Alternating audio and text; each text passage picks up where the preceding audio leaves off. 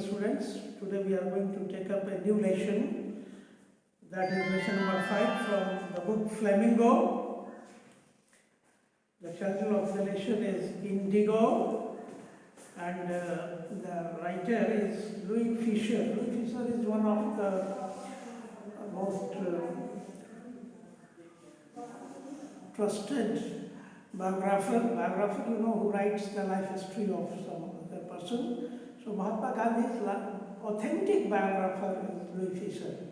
So about the author, you can read.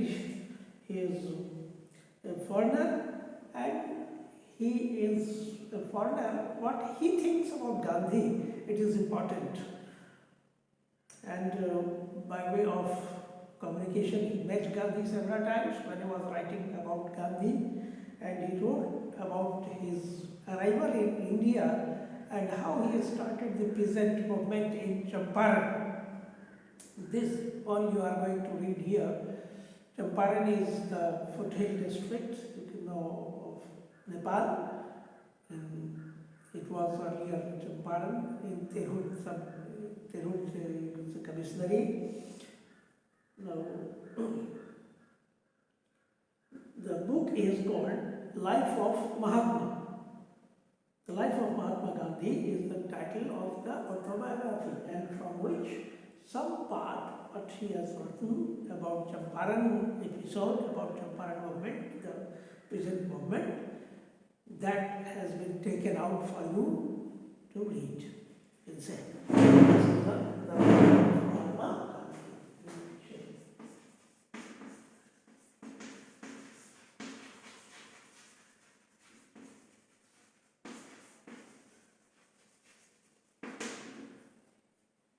Okay? So,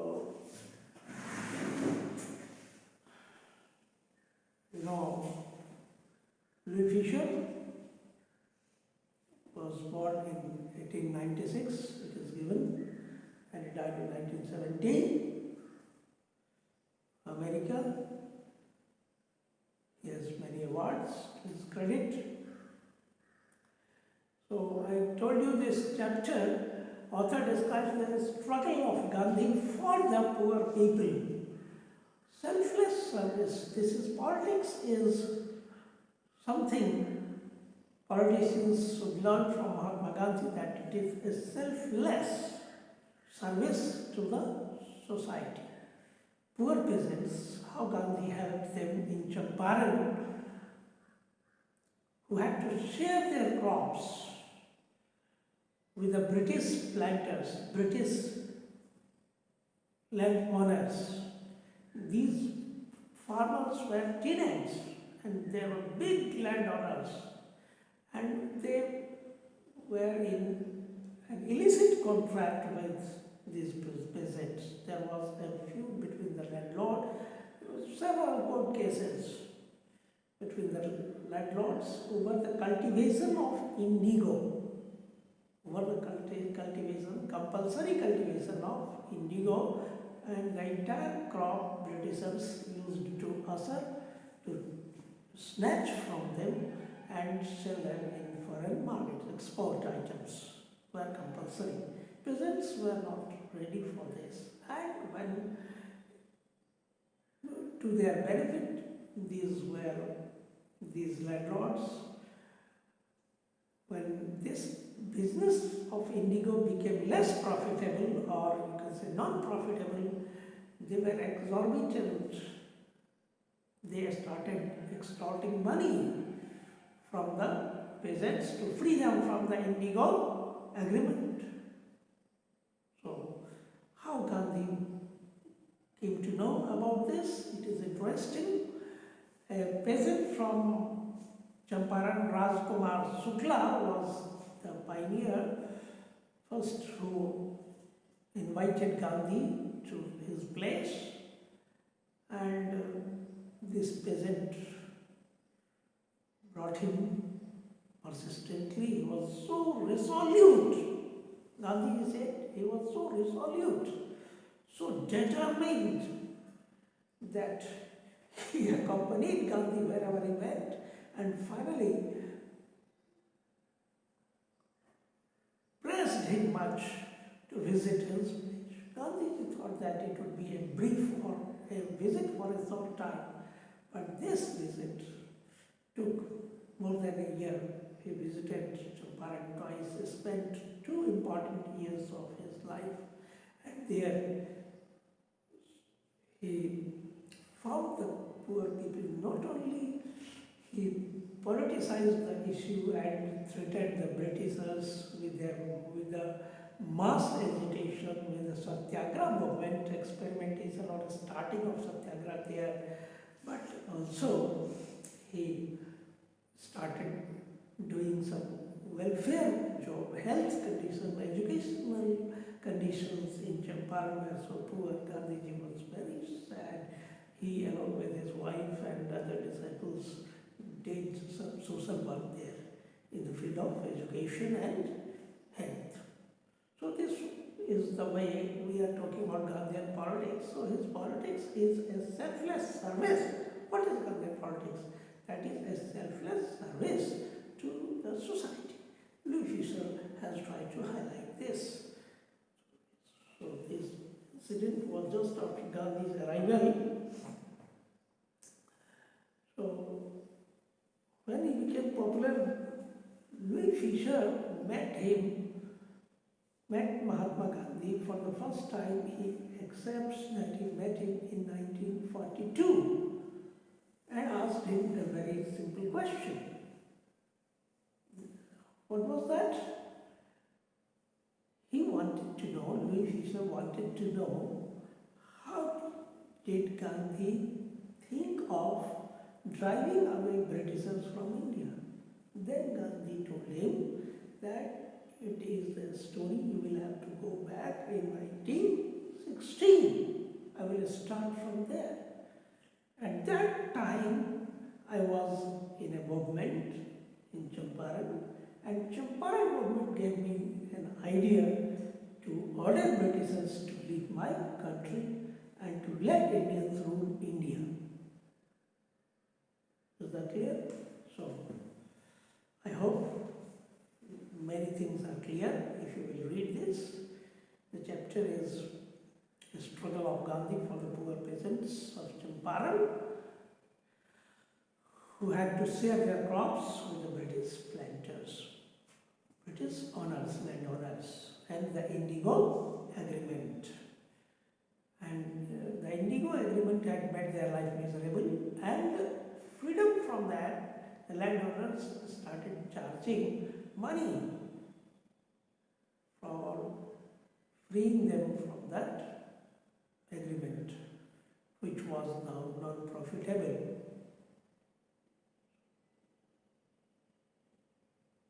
So, an effective leadership, you can say, is based on service, selfless service that can be effective. If you help the needy, if you help the poor, problem of the mass, if you take up, people will follow you. So this kind of leadership, this kind of politics, Mahatma Gandhi showed to secure justice for the people, which he did in South Africa also. Justice for all. And his arguments were also convincing. The story,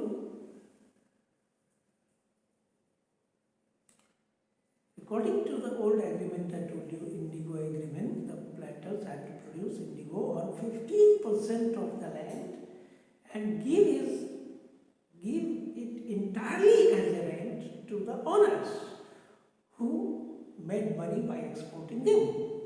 And this was of no use to the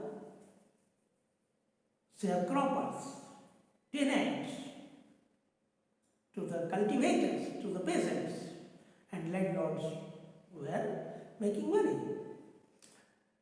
Around 1917, it was clear that Germany had developed synthetic indigo, and so natural indigo was not in demand. Now these British estates, British landowners, they decided to free Indian peasants from the Indigo Agreement, but at a high price. Some peasants got freedom from Indigo Agreement, but they had to pay. Others were struggling, going to the law courts for freedom from the Indigo Agreement. At that time, Gandhi arrived, or it was at that moment Gandhi chose to visit Champaran. Many of the landlords refused. Sometimes peasants were going to the law courts for freedom from the sharecroppers, were going to the law courts with the help of some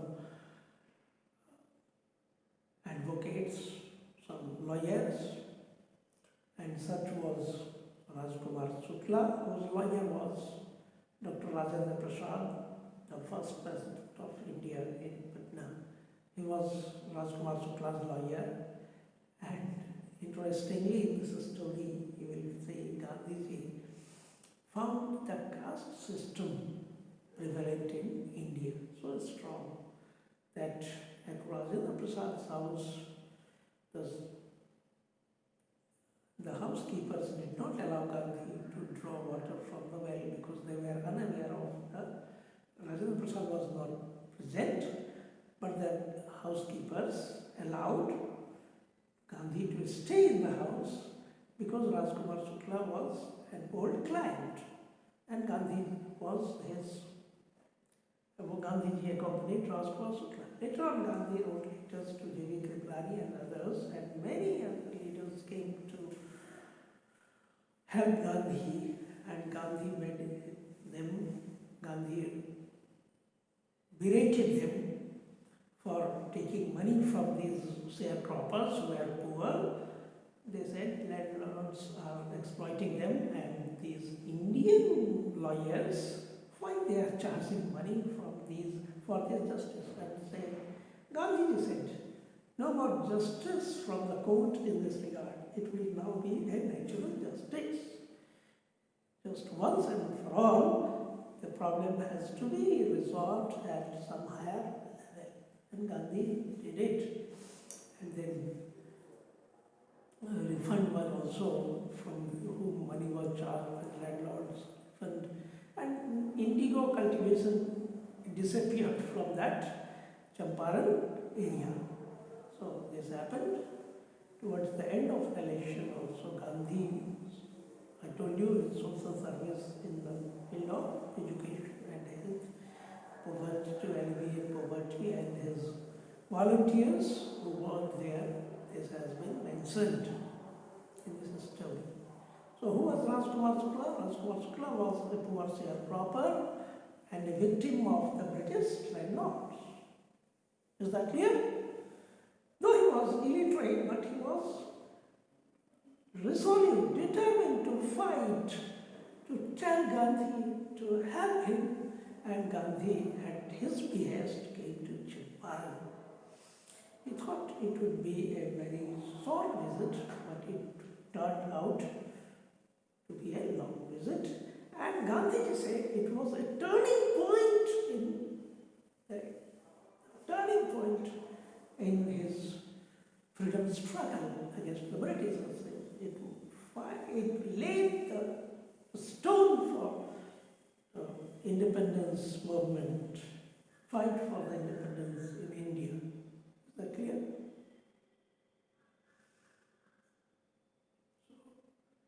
Here you will find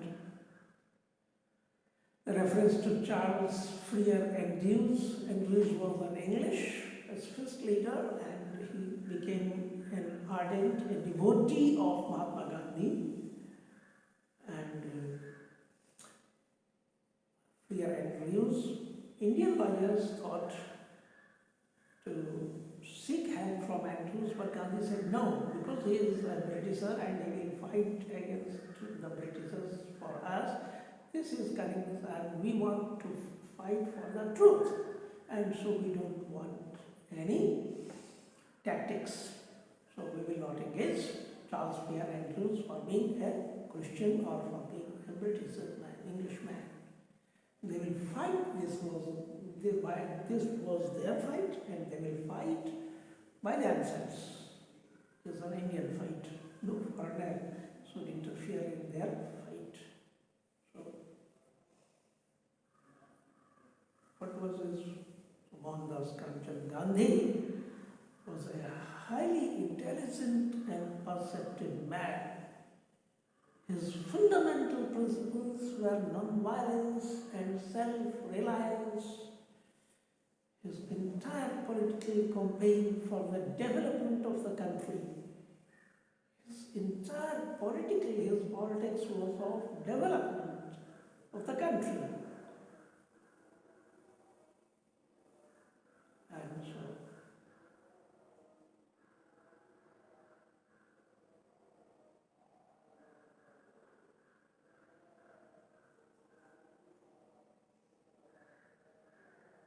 I think the thing is clear to you.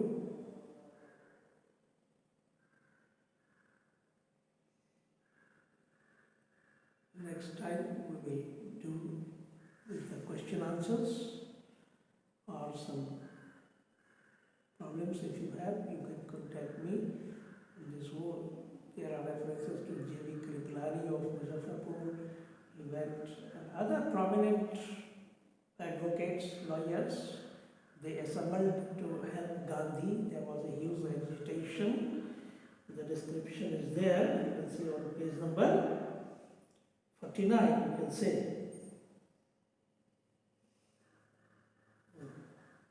At this point, Gandhi arrived in Champaran when nobody was there to look after the peasants. Even the foreigners, the British landlords, landowners, and Indian lawyers. They were also taking money, and justice was lingering for a long time. At this time, Gandhi arrived in Champaran. He began by trying to get the facts. First, he visited the secretary of the British Landlords Association. The secretary told him that they could give no information to an outsider. Gandhi answered that he was no outsider. Next, this was the reply given to the British Landlords Association. They had the landlords met their association, but here peasants were just scattered. They were not associated. Association is very important.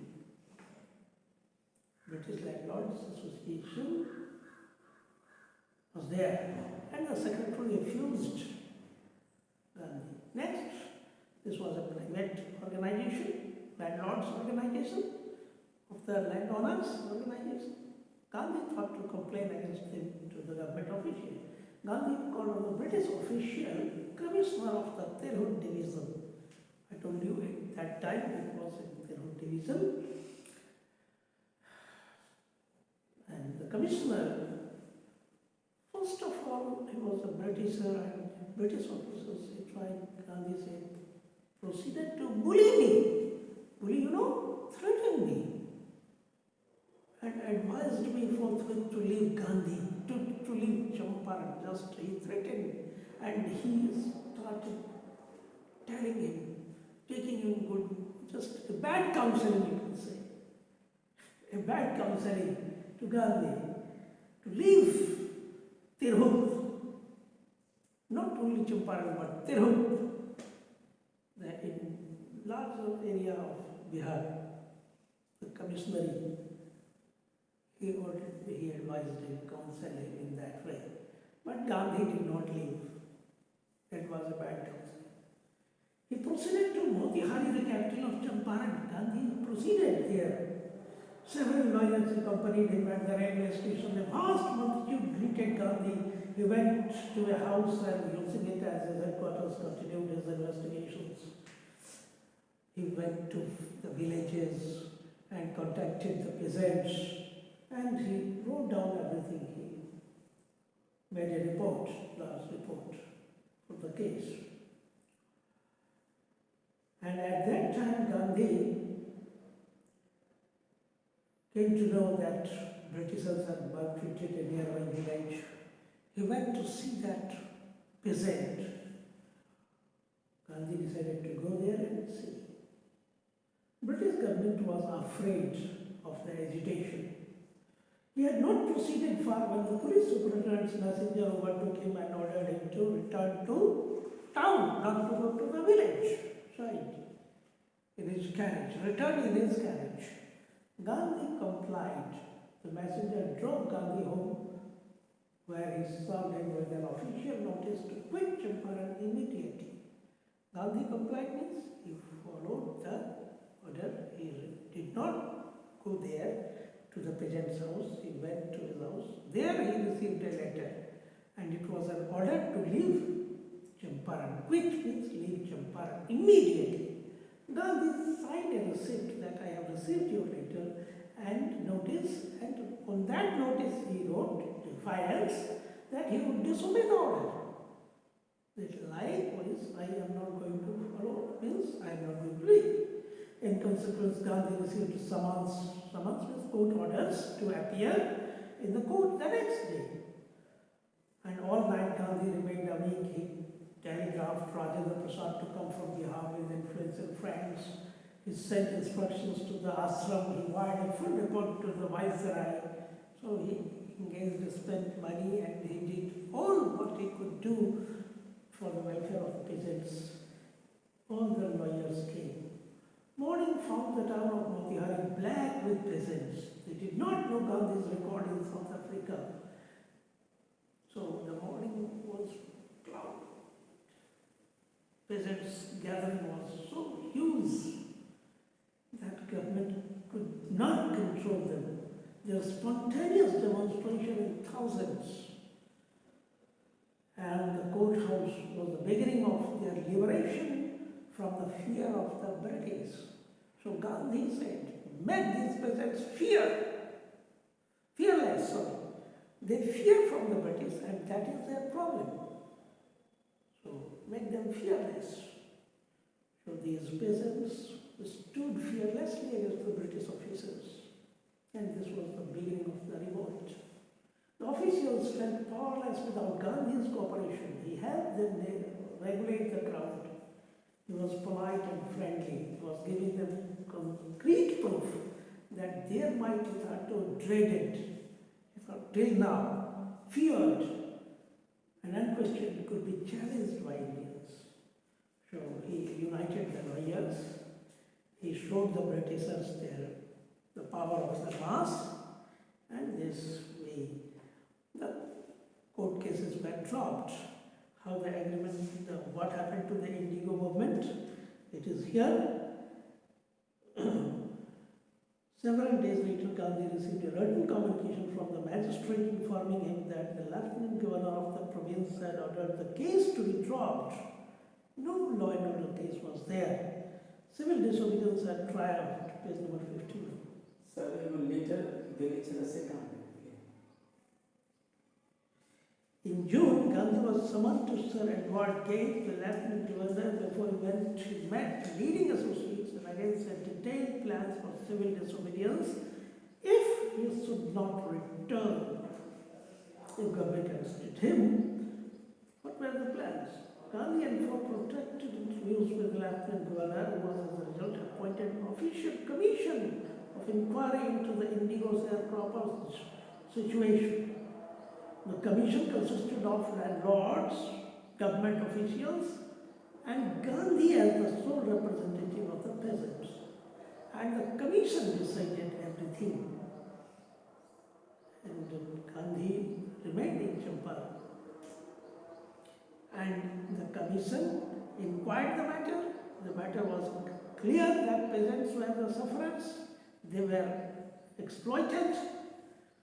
So the sharecroppers were freed from the Indigo agreement, and those who had paid, they said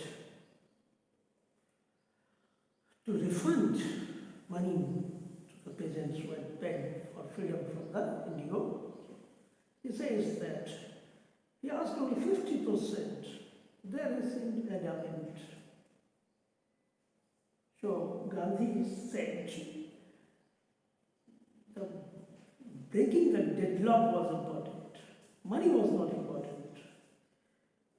A British missionary, religious person working in Champaran, who observed the entire episode, J's and O's, thinking probably that he would not give away, the representative of the planters offered to refund the extent of 25%. And Gandhi agreed. Gandhi demanded 50, but when the Landlords Association agreed, just they offered 25%, Gandhi grabbed the opportunity and said, yes, that's okay.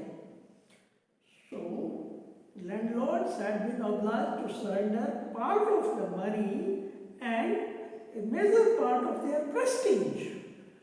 They were proved wrong, they were proved dishonest, and this was a big victory in the condition. Sir कोई भेजे नहीं sir, वो आरोप भेजे। Okay. Thank you. We will see next day.